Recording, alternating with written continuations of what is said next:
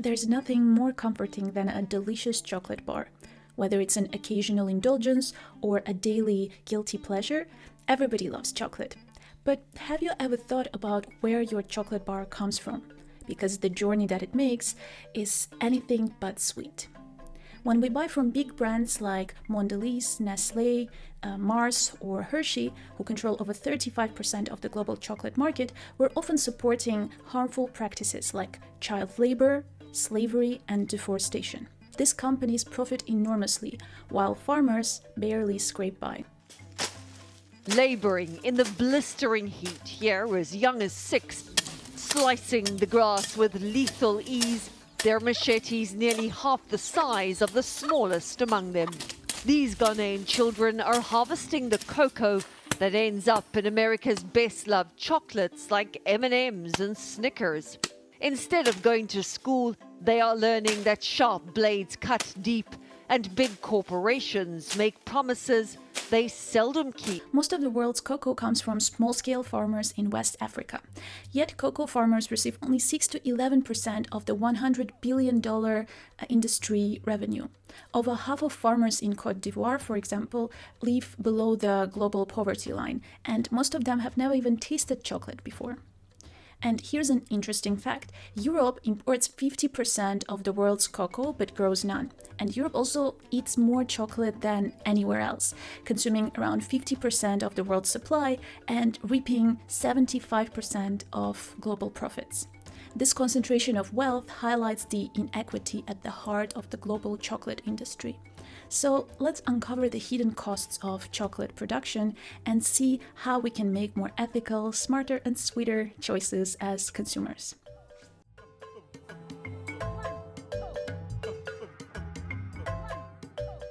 So first of all, cocoa farming drives deforestation and biodiversity loss. Over the past 30 years, Ghana has lost 65% of its forest cover, and Côte d'Ivoire has lost an alarming 90%. Similar trends are observed also in producing countries in Latin America like Ecuador or Brazil. And what happens is that these forests are replaced with cocoa plantations, which leads to biodiversity loss and worsens climate change because it reduces carbon absorption. Then there's the human cost. Slavery remains a significant issue in cocoa production, particularly in West Africa, where most of the world's chocolate is produced.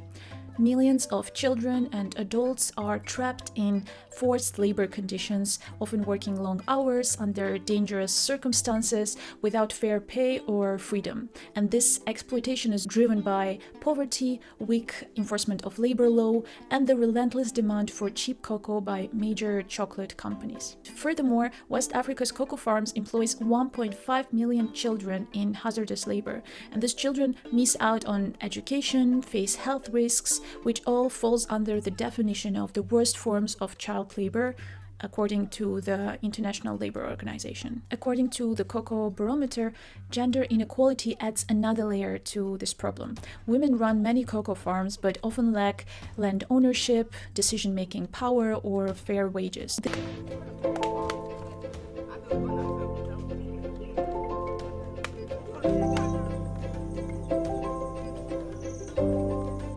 Ici, il y a des familles qui ne sont pas prêtes aussi à donner la forêt aux femmes. Parce qu'ils disent que la femme doit se marier, aller travailler avec son mari là-bas.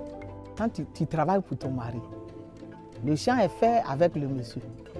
Mais à la fin de l'année, on n'a rien. These issues, deforestation, slavery, child labor, gender inequality, all stem from another layer of the problem, poverty.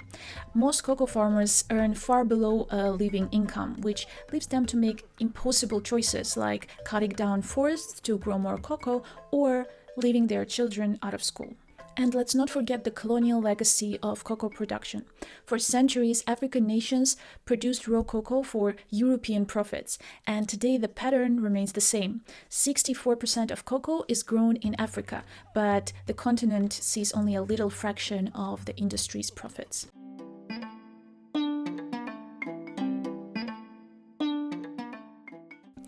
Transparency is critical to solving these issues. Consumer countries like the EU and the UK are stepping up with new due diligence legislation aimed at breaking the tie between cocoa production on one hand and slavery, child labor, deforestation, etc. on the other hand. For example, the EU has developed regulations on deforestation as well as wider due diligence legislation.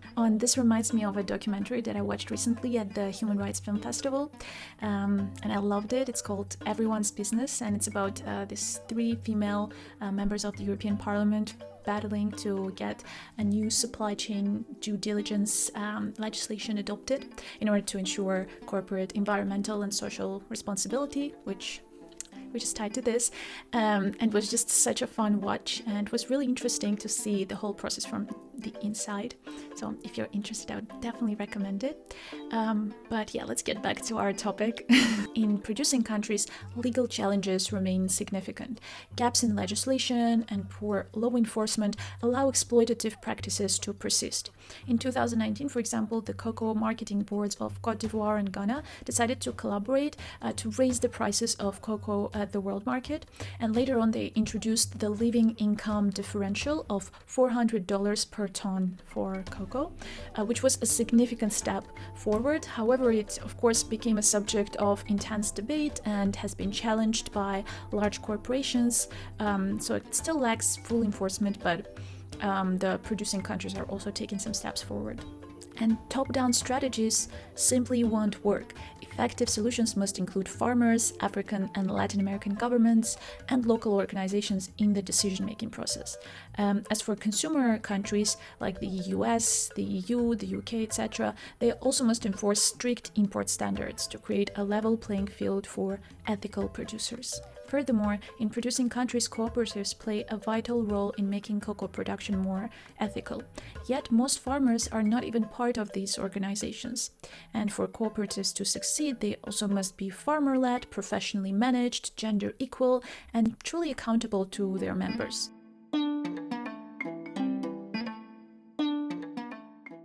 I recently went to a chocolate festival at the Paris Expo, which inspired this video. I got to see a lot of smaller companies that really cared about the ethical production of their chocolate, and I got to speak to one of them. I interviewed Mathieu Padiolo from Akaoye, France. I hope I pronounced it right, but he gave me a lot of valuable insights into how smaller companies ensure ethical production of chocolate. So the best example is today we are here with Valcaco.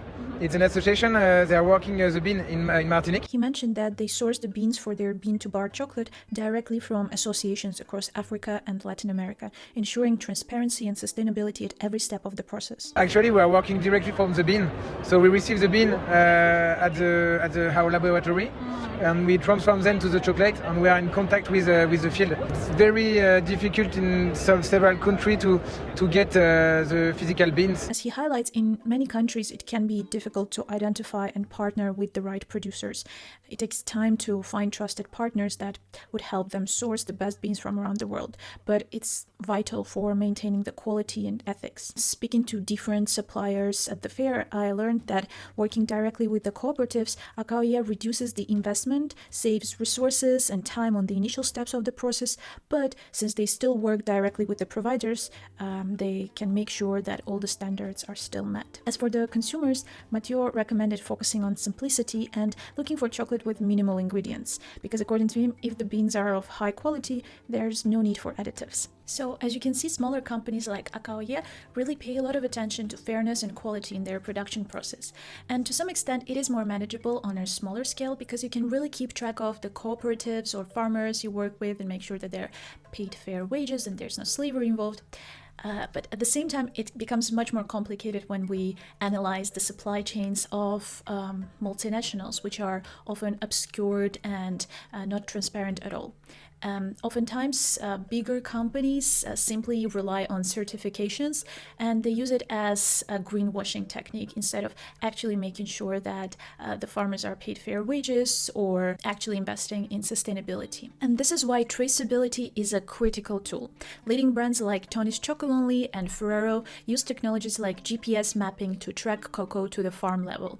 However, much of the industry still relies on uncertified cocoa butter or incomplete traceability systems, allowing exploitative practices to persist. So, how can we make ethical choices? Well, I did some digging, I learned a few lessons from the chocolate festival, so here is what I found. So the first thing we can do is look at certifications. For example, Fair Trade, Rainforest Alliance, organic labels, they all may signal higher standards.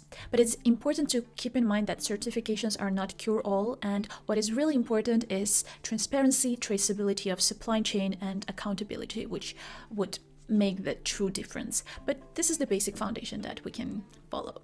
Secondly, a lot of organizations recommend to look for value added at source products, which means that it's better to support brands that process cocoa in the country where it's grown, because it keeps the profits local and supports small businesses. Furthermore, during my research, I found a lot of useful sources that list different ethical companies and also give a lot of useful tips on how to choose your chocolate bars more wisely. For example, the Chocolate Scorecard is a great website to learn the key facts and find the most ethical companies according to their ranking.